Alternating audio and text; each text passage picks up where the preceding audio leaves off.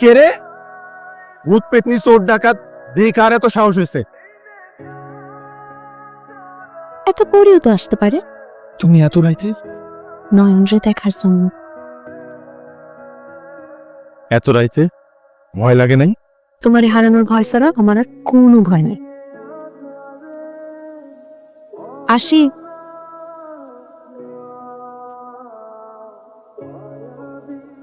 কে? সাহস থাকলে বাইরে হয়ে আয়। আমি তোমার না মানা করছিলাম। অস্থির লাগতেছিল। এখন মেয়ে এতক্ষণ ধরে ছাতা হাতে দাঁড়ায় আছে। খেয়াল করি নাই তো বোকাম। এই নাও। পরে দাও। বাবা কিন্তু সন্দেহ করতেছে ইদানিং। ঠিক আছে যাও। যাই। কালকে তো ভর্তি পরীক্ষার রেজাল্ট, একটু টেনশন লাগতেছে। চিন্তা করিস না বাবা, কত দোয়া করতেছি তোর জন্য। সাথে টাকা পয়সা নিয়েও টেনশন লাগতেছে। যদি ঠিক আছে তাহলে আবার আর চিন্তা। ঢাকা শহরে একটা টিউশনি পাইতে কয়েক মাস সময় তো লাগবে।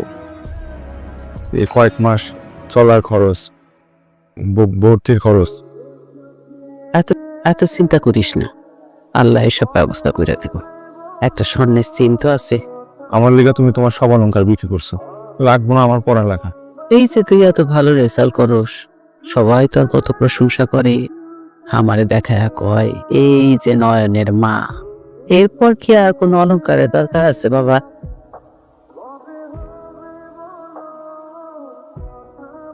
আরাফাত হোসেন নয়ন ঢাকা বিশ্ববিদ্যালয়ে ভর্তি পরীক্ষায় উত্তীর্ণ হয়েছে। নয়ন আমাদের গর্ব। নয়নের উজ্জ্বল ভবিষ্যৎ কামনা করি। নয়নের যে কোনো ধরনের আর্থিক অসঙ্গতি বা সংকটে আমরা গ্রামবাসী তার পাশে থাকবো। কালকে থেকে চাইলেই হুট করে আমি তোমার সাথে দেখা করে চলে আসতে পারবো না।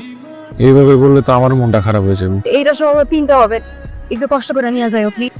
মুড়ের মোয়া, এখানে সাটুপে ইলিশ মাছ আছে। রাইহান দিয়ে শাড়িটা নিয়েছি তোমার জন্য।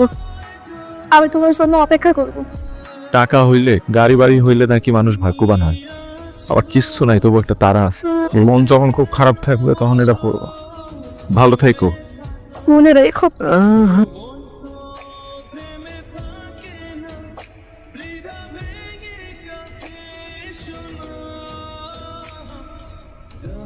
আমার সাথে দেখা করে চলে আসলাম। তাও তোমার কতক্ষণ অপেক্ষা করাইলাম? তোমার জন্য অপেক্ষা করতেও ভালো লাগে। কতদিন পর তোমার দেখলাম। এই ব্যাগটা নাও।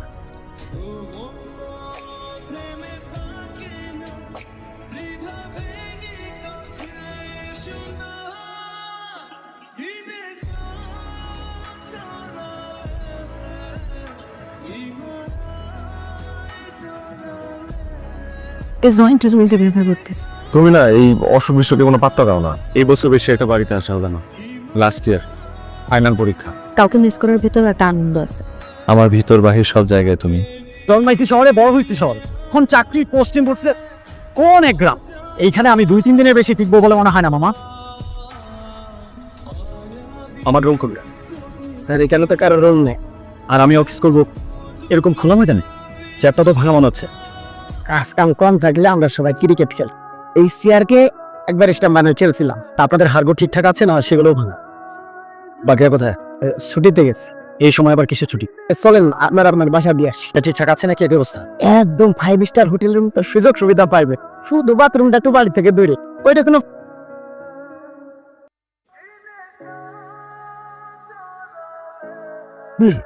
চলেন হেঁটে হেঁটে চলে যাই। মেলা দূর হেঁটে যাইতে পারবেন না স্যার। আপনাদের সবকিছু তার চরিত্র ঠিক আছে। এই মরিচা লবণ আনছিস তো?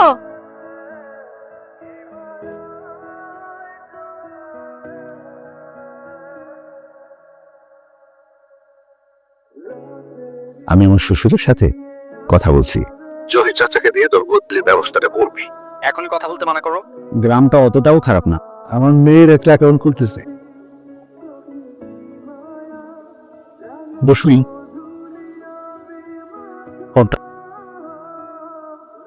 চা খাবেন? এই 2টা চা দিও তো। তুমি তার ফাইনাল পরীক্ষার আগে আসতে পারবা, তাই একটা গিফট পাঠায়। তাহলে একটু পিছনে করো। হ্যাঁ, তাহলে দেখা বলছিল নয়ন দেখতে ঢাকা আসছি। আমি তো বিশ্বাসই করতে পারতেছি না। এত কষ্ট করে আইলা যে? তোমার জন্য আমি সব করতে পারি। এবার মাইকে ভালো হইবে তো? 100%।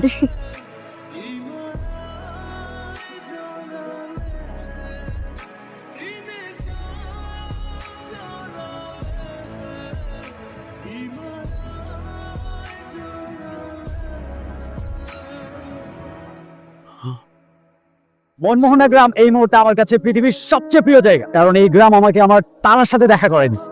আপনাকে যে কিভাবে ধন্যবাদ দেবো আমার জানা নেই। আপনি আবার বাইক চালাইতেছেন। এইবার ঠিকঠাক শিখে নিয়েছি। সাবধানে। আম্মা আমি সিজিপিএ 4 পাইছি। ফার্স্ট হইছিস বাবা? আম্মা এই গ্রামে সব সাইতে মেধাবী ছাত্রকে ফুলের শুভেচ্ছা। উপহার গ্রহণ করিল।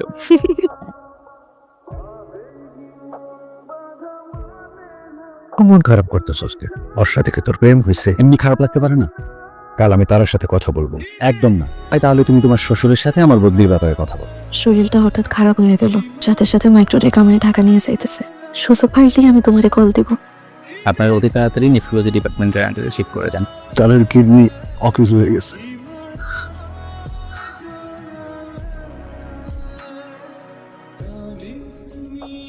রোগীর বয়স বিবেচনায় কিডনি ট্রান্সপ্লান্ট করা উচিত।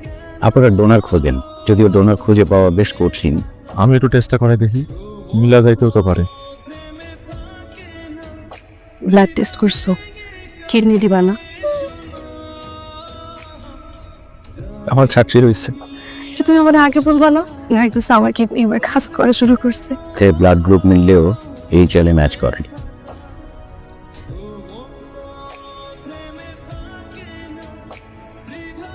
আঙ্কিত নম্বরটিতে এই মুহূর্তে সংযোগ দেওয়া সম্ভব। হ্যালো আপু, গেছিলাম ক্যাম্পাসে আপু, কেউ ওনাকে দেখে নাই। নন্দের বাড়িতে কেউ নাই, বাড়িতে তালা। এই বিপদের সময় নয়ন আমারে ফেলাই চলে গেল। একটা গুড নিউজ আছে, একজন আপনার মেয়েকে কিডনি দিতে চায়, সবকিছু ম্যাচ করেছে। উনি বাইরেই আছে। নির্দিষ্ট কয়েকজন নিকট আত্মীয়র বাইরে কিডনি দেওয়ার কোনো আইনি সুযোগ নেই। আপনারা চাইলে দুজনের বিয়ের আয়োজন করতে পারেন, সেক্ষেত্রে আর আইনি জটিলতা থাকে না। আমি এমনিই মরে যাচ্ছি, আমাকে আগে মেরে ছিল না। নিজে থেকে তার কিডনি তোকে দিচ্ছে। এর চেয়ে ভালো তুই আর কার সাথে থাকবি এই দুনিয়াতে? ভাই নয়ন আছে। না না, উনি তো নাই।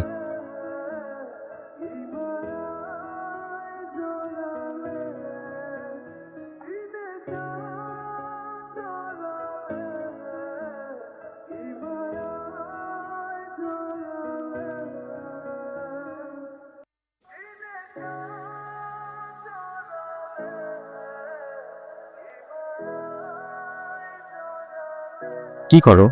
আকাশ দেখি। যেতে দিচ্ছি না। আমাদের বিয়ে হলো, ছোট্ট করে সংসার শুরু করলাম। জীবন পাইলাম তোমার উসিলায়। আমার তো ভাবতে ভালোই লাগে, আমার শরীরের একটা অংশ সারা জীবন তোমার সাথে থাকবে।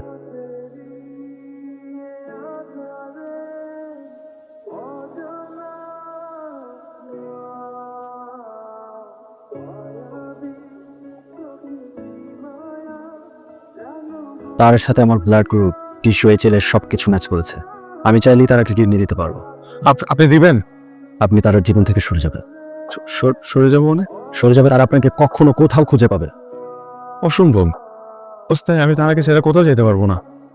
আমার তারা বাইচা থাকো, তারাকে কখনো কষ্ট দিক না।